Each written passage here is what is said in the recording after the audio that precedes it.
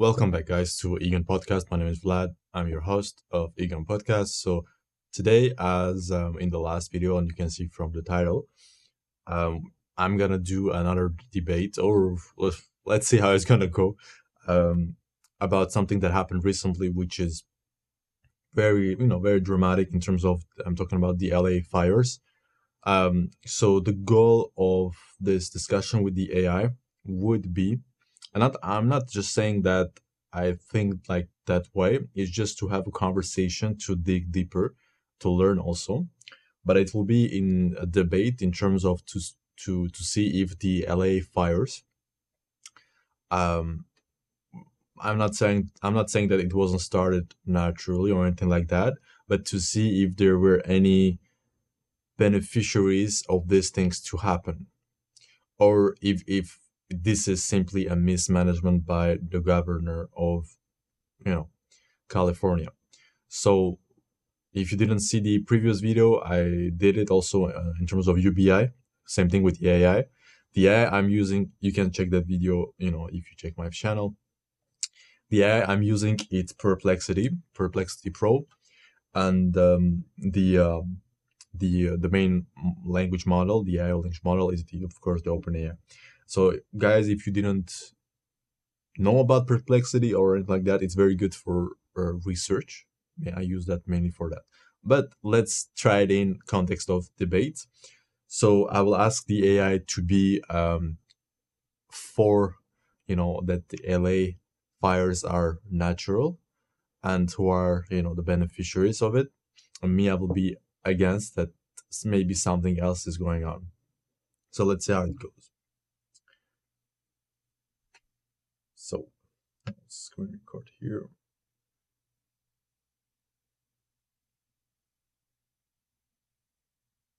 Hey. Hi there. How can I help you today? Yes, so today we are going to do a debate on the LA wildfires, and you are going to be for the fact that it came on to be naturally, and I'm going to be against it.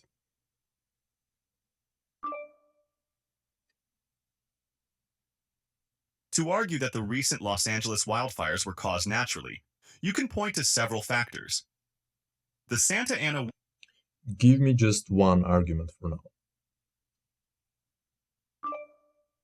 One strong argument is that the Santa Ana winds, a natural weather phenomenon, significantly contributed to the wildfires. These hot, dry winds accelerate fires spread by drying out vegetation and carrying embers over long distances, creating conditions ideal for natural ignition sources like lightning. Okay, and would you say that, I mean, I can agree that it can be something natural, but would you say the fact that they wouldn't handle it as fast as it could be was done on some cases intentionally? It's possible to argue that delayed responses or insufficient preparedness could exacerbate the impact of wildfires. However, attributing this to intentional actions would require evidence. In many cases, challenges like resource limitations, the scale of the fire, or unpredictable weather conditions hinder rapid containment Mm. rather than deliberate neglect. But you would agree with me that in LA, fires are something that very common. And in fact, the insurance companies recently have even declined to insure properties, and they even left. Some of them even left the LA, right? Can you confirm that?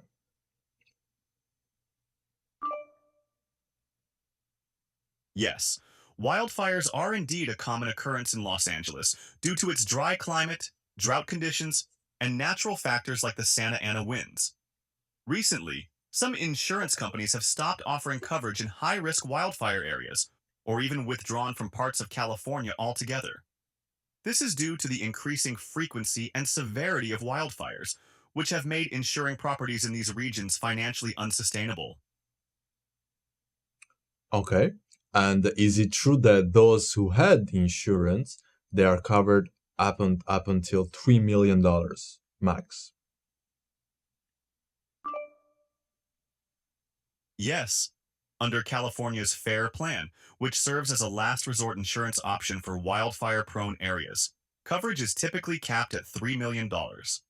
This limit applies to basic property damage, meaning homeowners with high-value properties may struggle to fully recover their losses if their homes exceed this value. Okay. And can you confirm or tell me if it's true that Governor Newsom knew that one of his biggest reserves was empty since last year, February, and they didn't take care of it to make it, ready?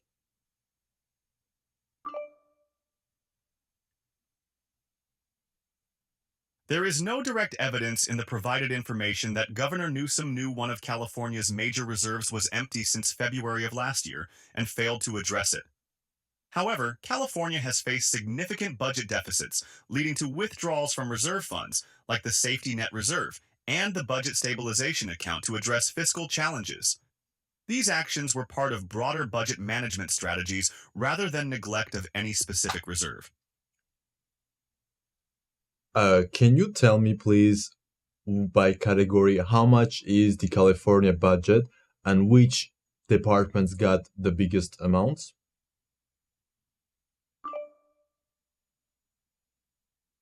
California's 2025-26 budget is approximately $322.2 billion in total state funds, with $228.9 billion from the general fund. The largest spending categories are health and human services, 38.9%, followed by K-12 education, 27.3%, and higher education, 11.6%. Health programs like Medi-Cal receive significant funding, with $188.1 billion allocated for 2025-26. Education also sees substantial investment, including $10 billion for school facilities and increased funding for universal transitional kindergarten and school meals. Okay, and what's the budget that goes for any type of wildfire emergency situation? California's budget for wildfire-related emergencies includes significant allocations. Governor Newsom recently proposed $2.5 billion for wildfire response and recovery, including $1 billion for emergency response, cleanup, and recovery specifically in Los Angeles County. Additionally, $1.5 billion is dedicated to statewide preparedness for wildfires and other natural disasters. CAL FIRE, the state agency responsible for wildfire management, has a separate budget of approximately $4.2 billion for 2024-2025 to handle fire suppression, prevention, and resource management. Okay, so you would say it's around 4.2 plus about 1 billion, so 5.2 billion in total that California has a budget for 2024. The total wildfire-related budget for California in 2024-2025 Know that, is yeah. approximately $4.2 billion allocated to CAL FIRE, which covers fire suppression, prevention, and resource management, along with an additional $2.8 billion for wildfire management and forest health programs. This brings the combined total to about $7 billion, though $7 billion. some reductions were made to one-time wildfire funding due to budget constraints. And do we know how that budget is being used? Meaning, what exactly is that amount or those amounts have been used to do?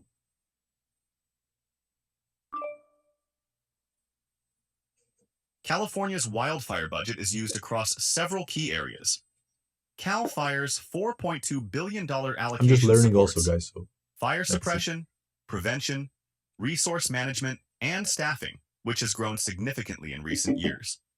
Additional funds, like the $2.8 billion for wildfire management and forest health, are directed toward vegetation management, defensible space projects, Okay. and aerial firefighting capabilities.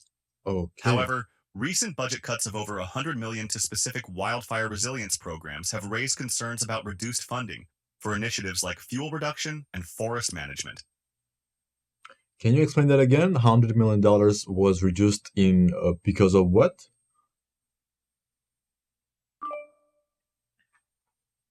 The $100 million reduction in California's wildfire prevention funding was due to budget deficits in 2023 and 2024. These cuts were made to one-time wildfire and forest resilience programs that had been funded during prior budget surpluses. For example, $46 million was cut from a pilot biomass to hydrogen program, and smaller reductions affected wildfire resilience initiatives on state lands. However, these reductions did not impact CAL FIRE's ongoing base programs or core firefighting operations. Okay, so how much money is going to the firefighters who are using planes for 2024, let's say?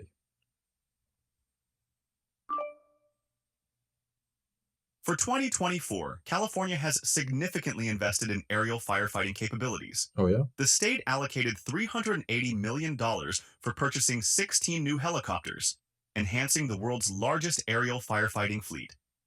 Additionally, funding supports contracts for 24 non-state-owned firefighting aircraft and Mhm. upgrades to heli-attack bases.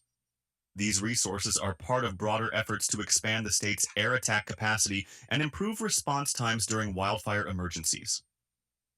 Would you say that the budget for wildfire, management has been increased in the last 5 years or decreased?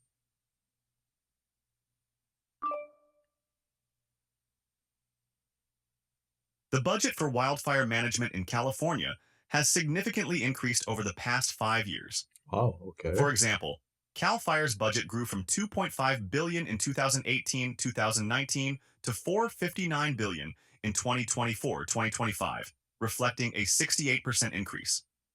Additionally, the state has invested 68 heavily in aerial increase. firefighting capabilities, forest resilience programs, and expanded firefighter staffing during Governor Newsom's tenure.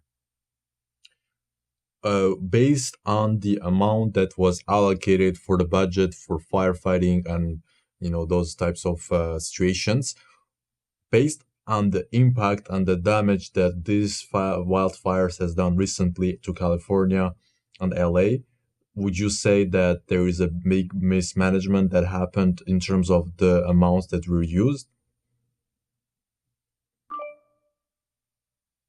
Based on the allocated budget for wildfire management and firefighting in California, which has significantly increased in recent years, there are concerns about whether the funds are effectively addressing the scale of wildfire damage. Despite a $4.2 billion budget for CAL FIRE and additional billions for resilience and recovery, the recent wildfires in Los Angeles caused extensive destruction, highlighting gaps in prevention, preparedness, and response strategies. While the funding has grown, the persistent severity of wildfires suggests that either the resources are insufficient relative to the challenge or are not being utilized optimally.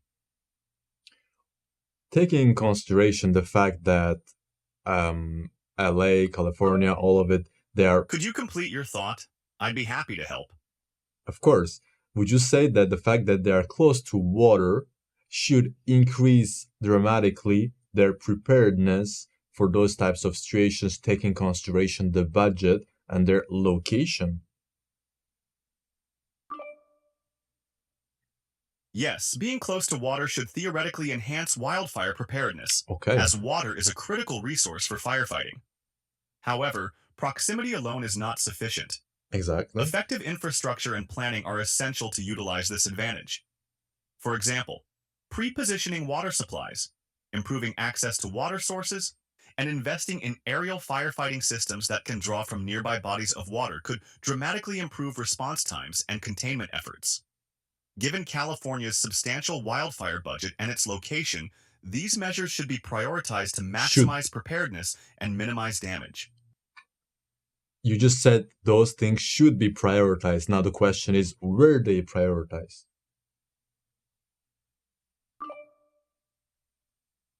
Yes, California has prioritized wildfire preparedness and response in several ways.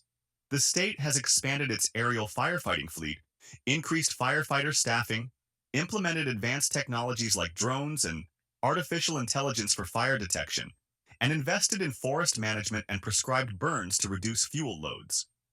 Additionally, programs like the California Wildfire Mitigation Program focus on home hardening and creating defensible spaces. While these efforts demonstrate prioritization, The scale of Let's see recent the numbers. wildfires suggests there is still room for improvement in execution and resource allocation. Can you give me numbers and also sources? So you said they did increase.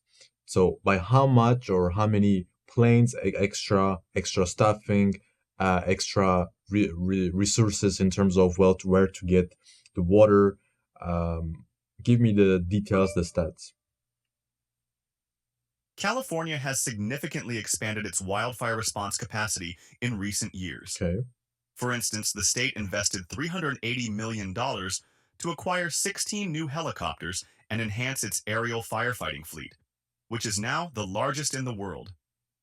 Staffing has also increased, with CAL FIRE adding over 1,400 new firefighters since 2020. Since Additionally, 2020. resources for water access include the use of lakes and reservoirs for aerial water drops, though specific infrastructure investments for water sourcing are less detailed in reports. These efforts reflect a substantial increase in preparedness funding and capacity. Okay, and based on all of these increases, would you say those increases are significant in terms of the potential wildfires that LA and Mr. Gavin Newsom knows that can happen? Or would you say it is an increase that it's good, but it's not enough even before those wildfires that came up to be recently?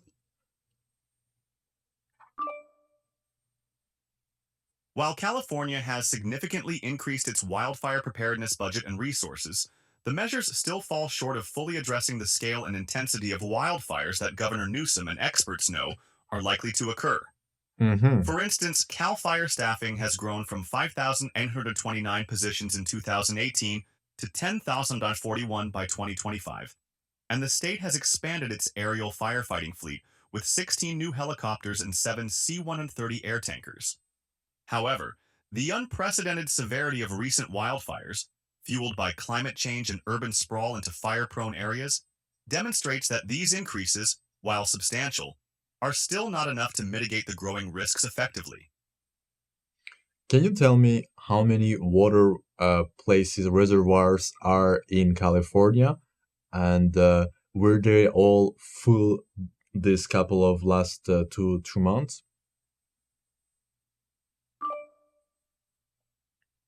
California has 48 major reservoirs, which are a critical part of the state's water supply system. 48. Okay. As of recent months, nearly all of these reservoirs were holding more than 100% of their historic average water levels for this time of year, with an average total water storage reaching about 70% of full capacity. This increase follows a series of storms and careful reservoir management to balance flood control and drought preparedness. Okay. So so how far are those 48 located from each other? Let's say in average. The distance between California's reservoirs varies widely depending on their locations and purposes. For example, reservoirs like Los Vaqueros and Lake Berryessa are approximately 50 to 75 miles apart in Northern California. The State Water Project, which connects many reservoirs, spans over 700 miles, showing how spread out these water sources are. Thus, the average distance can range from tens to hundreds of miles depending on the region.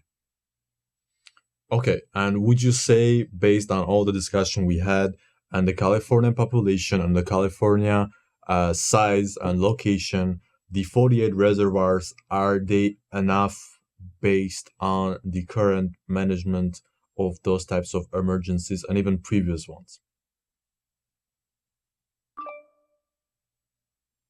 California's 48 major reservoirs are critical for managing water supply and emergencies, I but they understand that. face challenges in meeting the state's needs. While recent rains have brought many reservoirs to full or near full capacity, their distribution and capacity may not be sufficient for the state's population of nearly Okay. 40 million and its vast agricultural demands. Mhm. Additionally, infrastructure limitations, such as insufficient groundwater recharge systems and coordination issues, hinder optimal water storage and usage during emergencies like wildfires. This indicates that while the reservoirs are valuable, they are not entirely adequate under current management practices, especially in the face of increasing climate-related challenges.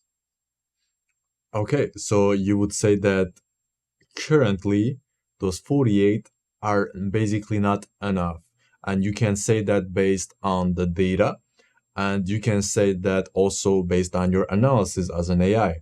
But you would agree that people who are paid to do that analysis and who do manage those amounts that are taken from taxpayers' amounts can do the same job or even better, correct? Yes, based on the data and analysis, the I 48 respect that. reservoirs are not entirely sufficient to meet California's growing needs, especially given increasing wildfire risks and water demands. It is reasonable to expect that experts and officials managing these resources with access to more detailed data and funding from taxpayers should be able to conduct thorough analyses and implement more effective strategies. Their role includes optimizing water management, improving infrastructure, and ensuring preparedness for emergencies like wildfires. If gaps remain despite these resources, it raises questions about the efficiency of planning and execution. So you would say that those experts should be able to prevent and whatever we just spoke about, be aware of it, and even plus plus because they are expert and they studied or their life. And you are hinting about the fact that even if they are experts and they are not doing their job correctly, it's the fault of the government or the governor of that state, correct? Yes, experts in water and wildfire management should Respect. indeed have the knowledge and tools to anticipate and address challenges, including optimizing resources like reservoirs and preparing for wildfires. If these experts are not effectively doing their jobs, the responsibility ultimately falls on the government and state leadership, including the governor. It is their role to Exactly. oversee these efforts, ensure accountability, allocate resources appropriately, and implement policies that address both immediate risks and long-term challenges. Any shortcomings in these areas reflect a failure of leadership and governance. So you would say basically that the current governor of California didn't do his part Based on the discussion and the provided data, Governor Gavin Newsom has implemented significant measures to address wildfire risks, to address, including increased to budgets, prevent, expanded firefighting resources, and pre-positioning strategies.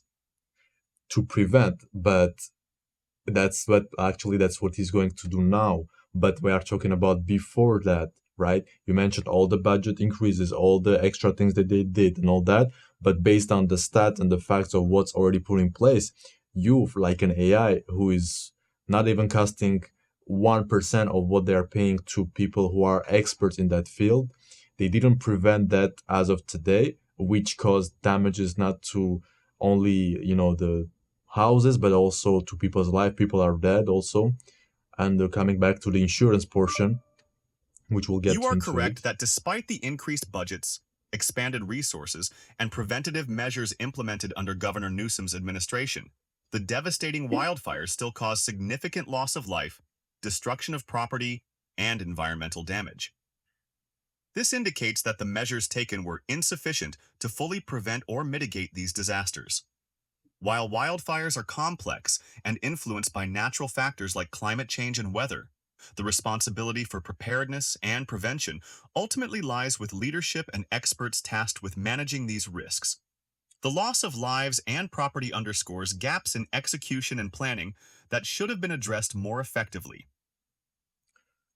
Okay, so would you say based on a track record that we know that some governor officials say something and they don't do it, as we have seen during the pandemic in California also, would you say that there might be a possibility of these distractions benefiting some specific parties? It is true that during the pandemic, California's leadership, including Governor Newsom, faced criticism for certain inconsistencies between announced plans and their execution. AI confirming, I While the don't know. state implemented significant measures, such as lockdowns, vaccination rollouts, and economic relief programs, some policies were seen as unevenly applied or poorly communicated. For example, while California's pandemic response saved lives and supported public health infrastructure, Yep, yep. There were instances of delayed or uneven enforcement of restrictions. This pattern of governance could suggest that similar gaps in execution might exist in other areas, such as wildfire management.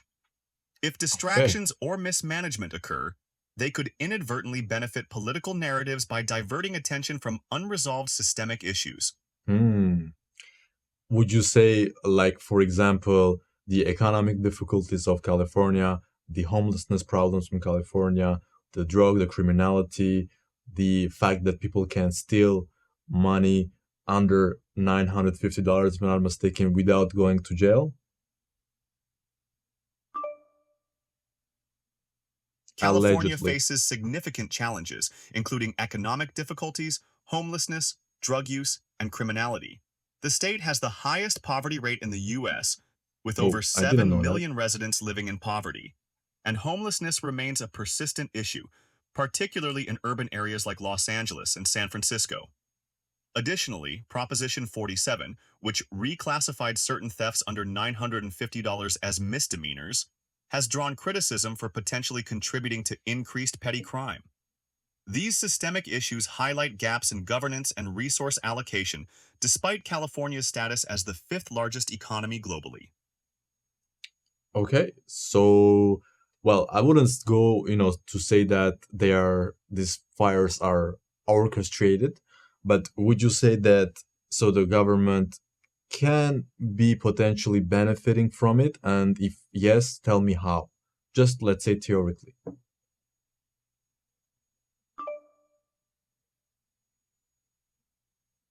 Theoretically, while it would be unethical and highly controversial, some might argue that governments could indirectly benefit from disasters like wildfires in certain ways. Hmm. For example, large-scale disasters often lead to increased federal funding, grants, and emergency aid that can be used for rebuilding infrastructure or other projects. Additionally, wildfires can create opportunities for economic activity in construction, insurance claims processing, and fire management industries. However, these potential benefits are far outweighed by the loss of life, property damage, and long-term economic harm, such as the estimated 250 billion to 275 billion in economic losses from the recent LA wildfires. There is no evidence to suggest intentional orchestration of such For events for sure. gain. Yeah, for sure. And the fact that we spoke about the insurance part that they cover up to max 3 million, but people had properties of 15, 20 million to as a value. So imagine you have a $20 million house and then 3 million is just covered by your insurance. What's going to happen? Can you tell me what's going to happen in that situation? If a homeowner has a $20 million property, but their insurance only covers up to $3 million, they would face significant financial losses in the event of wildfire damage. The insurance payout would only cover a fraction of the home's value, Exactly. leaving the homeowner responsible for the remaining costs to rebuild or replace the property. This gap could lead to financial hardship, Hmm. particularly if the homeowner lacks additional resources or savings to cover the shortfall. Many high-value homeowners in wildfire-prone areas may seek supplemental coverage beyond the FAIR plan, but such options are increasingly scarce as insurers withdraw from high-risk regions. And would you say that it will bring, people who can offer, let's say, okay, I'm gonna give you 5 million, you sell the property to me.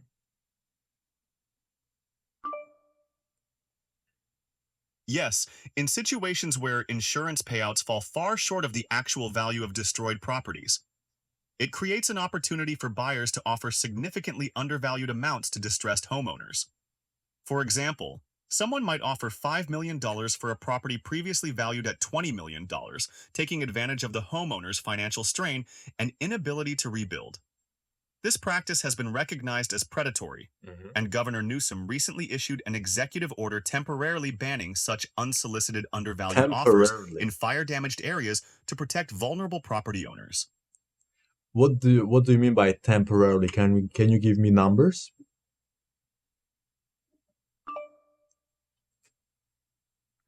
Governor Gavin Newsom's executive order, N725, temporarily bans unsolicited, undervalued offers for properties in fire-affected areas for 3 months, expiring in April 2025. This 3 months. measure aims to protect homeowners from predatory real estate practices following the recent Three wildfires in months. Los Angeles County.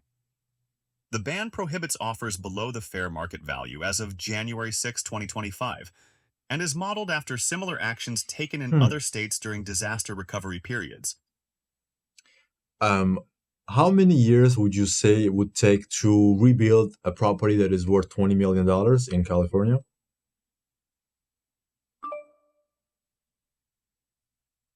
Rebuilding a $20 million property in California could take anywhere from 2 to 5 years, depending on various factors. 2 to 5 years. These Okay. include the complexity of the design, availability of contractors, permitting processes, and supply chain issues. Governor Newsom's recent executive order aims to streamline rebuilding by waiving certain permitting requirements, which could shorten timelines. However, challenges like labor shortages and material costs may still delay the process, especially for high-value properties with intricate designs and custom features.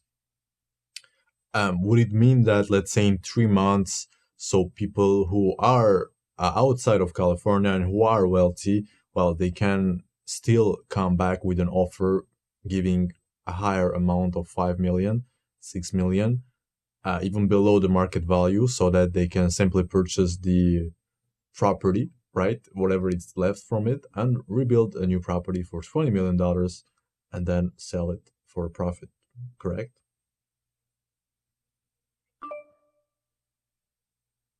Yes, once the temporary Yes. ban on undervalued property offers expires, wealthy individuals or investors from outside California could theoretically make higher offers, such as $5 million or $6 million, for fire-damaged properties that are still below their pre-fire market value. They could then rebuild the properties, leveraging streamlined permitting processes under Governor Newsom's executive orders, which aim to expedite reconstruction by waiving certain environmental and local review requirements. This could allow them to rebuild efficiently and sell the properties at a significant profit, especially in high-demand areas like Los Angeles. And would you say that, let's say if I am a construction company and I come back to you with an offer for the construction, will the offers for the construction increase? Yes, if you are a construction company and approach a fire-affected homeowner with an offer to rebuild their property, this could be a viable business opportunity. Given the high demand for reconstruction in wildfire-damaged areas, construction companies often play a key role in helping homeowners rebuild. However, the cost of rebuilding a high-value property like a $20 million home would depend on factors such as materials, labor, and design complexity. If the Sure, homeowner lacks sure, sufficient sure, sure. insurance coverage or funds, they may need to negotiate payment terms or seek additional financing, Mm. which could create opportunities for construction companies to offer competitive or flexible proposals. And would you say that it might create a bubble for the prices of construction companies?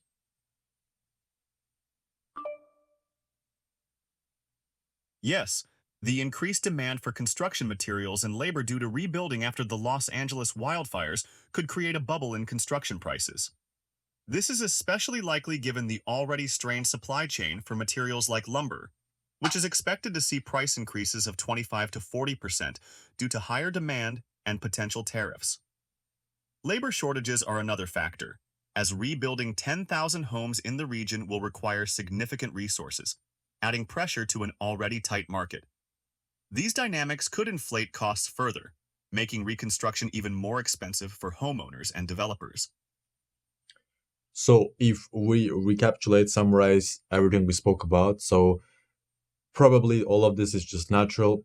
Probably this is all mismanagement, even though the budget was increased, even though you, like an AI, were able to analyze based on the data that the 48 reservoirs were not enough, the people that were hired were not enough, the budget maybe it's not enough either. I don't know if you mentioned that part.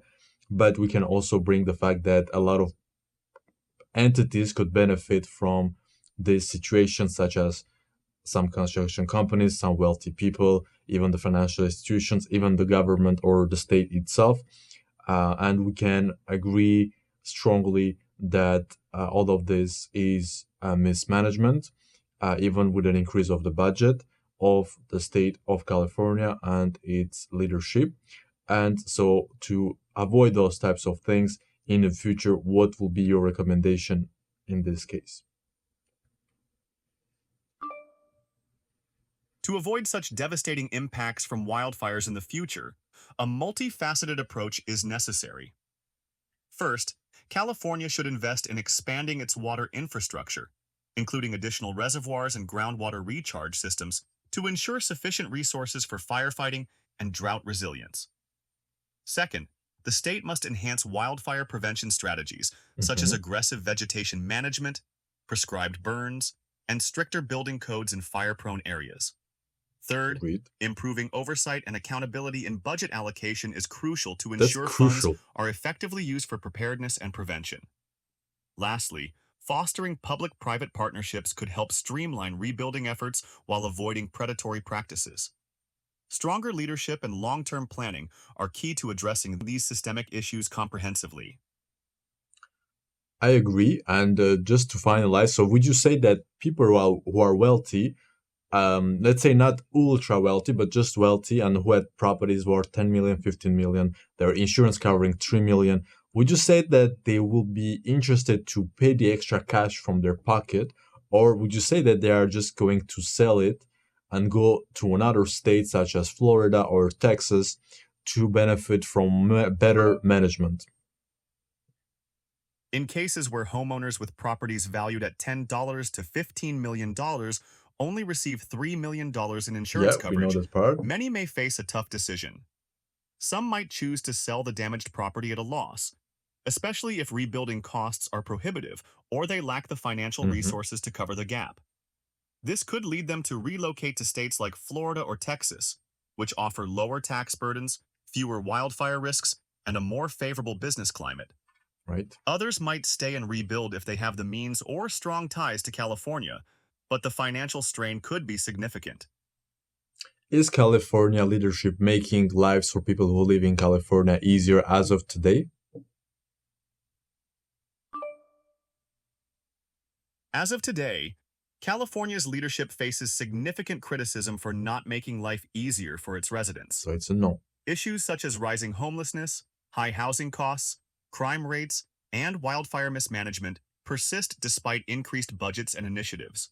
Whoa. While efforts have been made in areas like renewable energy, infrastructure, and education, the state's challenges in addressing Respect. economic inequality, public safety, and disaster preparedness suggest that many residents still experience difficulties. Leadership plays a crucial role in addressing these systemic problems, but the current track record indicates room for substantial improvement to meet the needs of Californians effectively. Interesting. So to conclude, would you say, can you tell me who is the person who is responsible and what that person should do, or should that person just be fired, or people in this case?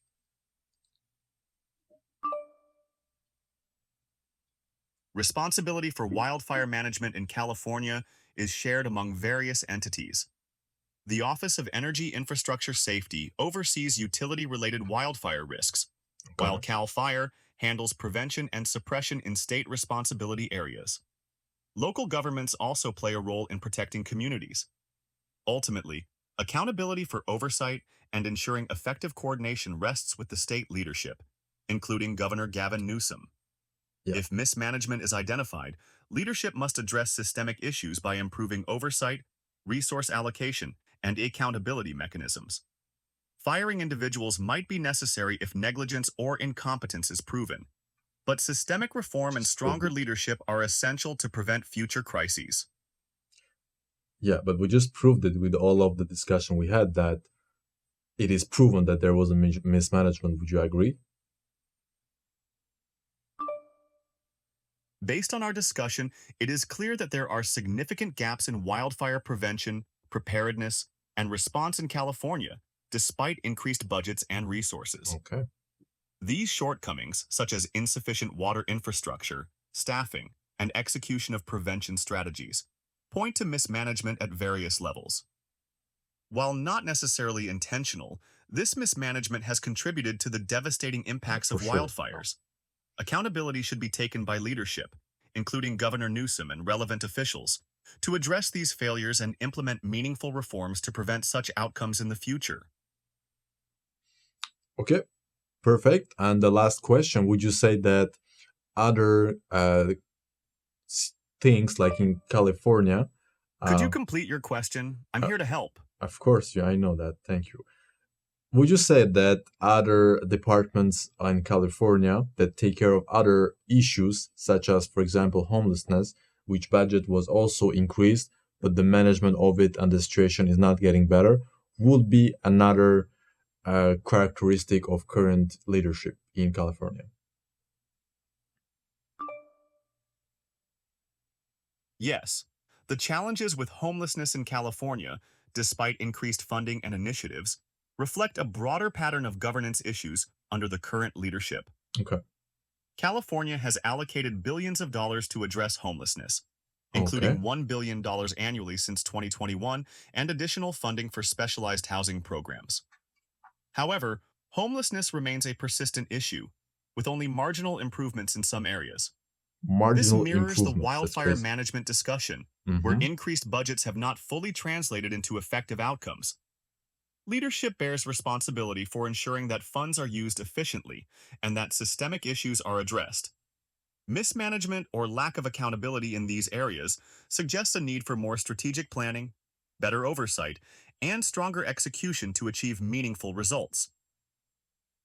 Okay, great. Thank you for answering my questions. Talk to you later. You're very welcome. Feel free to reach out anytime. Have a great day and good luck with your debate. Talk to you later. Yeah, so as you can see, guys, yeah, this was a deep dive, and I was learning on the go also about this situation information.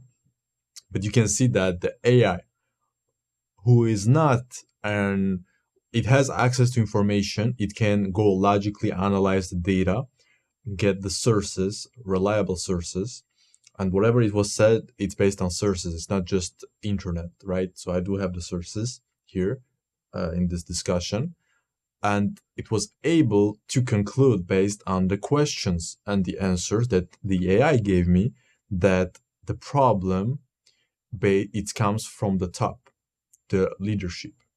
And of course, the initial question was all of this orchestrated or was it natural? My personal opinion, it's natural, because natural things happen.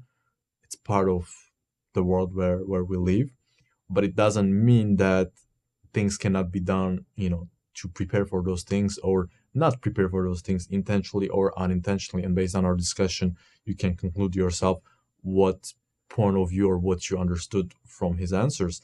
But the point I want to bring is this AI is giving answers, and it's not like, okay, it's not costing, $1,000 a year, less than that. People are getting paid, I don't know how many hundreds of $1,000, millions, if we talk about leadership positions, to manage and prepare and prevent those types of situations. And they were not capable of analyzing the fact that based on population, the location, the size of the state, the places where the reservoirs were put, the number of the places or number of reservoirs, the staff, the budget, were like everything was not enough based on the historic data of previous fires. This is all of what we just discussed with the AI, right? So, and he or this AI is capable of answering, giving an answer yes or no, but it's an AI and it's not costing even 1% of what it paid. So clearly, as stated many times, mismanagement comes from the top based on this discussion. So from your side, and I do have family who lives in LA, so I understand it's drastic and catastrophic situation, and I'm glad that they are okay. But some people are not okay. Some people had difficult things. Imagine your house, your property is burned. Like you paid all your life to work, to get it, or you had a mortgage, you paid it off, and then boom, you don't have a property, and plus you don't have a good insurance because the insurance companies are leaving because they see that the government is not doing their necessary things, from my understanding, to protect properties and damage control in that situation. Because if something happens, it's gonna cost money to the insurers, and the insurer They don't want to cover things that they know that if something happens, it will cost them a lot of money, and that potential probability of something happening, in this case fires, it's very high in in the state of California. So people are affected. Some people died, and can can all of those things been prevented? I would say in some cases probably right. And but the thing is to see the track record of any administration, any leadership, to see how they manage things, and to see if it's worth it to continue to be for that leadership or not. Because if it doesn't work, you don't stay. Like if you're a client and you work with somebody, and you are not treated well, let's say it's not safe for you to work with that person or anything like that, your money is wasted, you know, you are not gonna stay as a client with that company. You are going to fire that company, and you're getting a new company where your basic needs are covered, where you're treated well, where you have place to grow. So this is coming to an exodus that's gonna, in my opinion, happen from California to other states to benefit, from other states' privileges. Because from what I see, there are no privileges in living in California, except you can say the weather. But is it worth it just for the weather? And I mean, there are other places in the world, not just in US, to have good weather. And aside that, all of the very extreme left policies, thinking, mindset that is rooted in that state, plus with all the criminality, plus with all the homelessness. And we see that a lot of the consequences are coming from the up to bring those problems, not to fix them necessarily, from our discussion. So I would say take what you understand from this discussion with the AI, maybe try it yourself, because by asking questions, we are seeing leaks in the arguments, in the thinking, and it can help. Personally, me, it helps me to understand things and get my point of view abroad, to see the things not just from my point of view, but from others. So if you disagree with the AI or with myself, please let me know in the comments. Give me constructive arguments. If anything that was said in the AI was false, please give me any links, any sources, so that I can check that. I will check that. But yeah, these types of conversations are interesting, learning, and I will do more of those AI debates. So this one was more, getting information, not necessarily a full debate, but still we debated on some points, and an agreement was done at the end, not on an initial question, but others. So if you got value out of this video, please like, subscribe, and share. Share with people on X, on Instagram, on TikTok, if it's still open, and let them know, and let's see what are people thinking, because the internet is allowing people to give their point of view, do their own research, not just whatever is shown on the TV or on regular news sites. So let me know, and yeah, see you in the next video. Thank you for listening.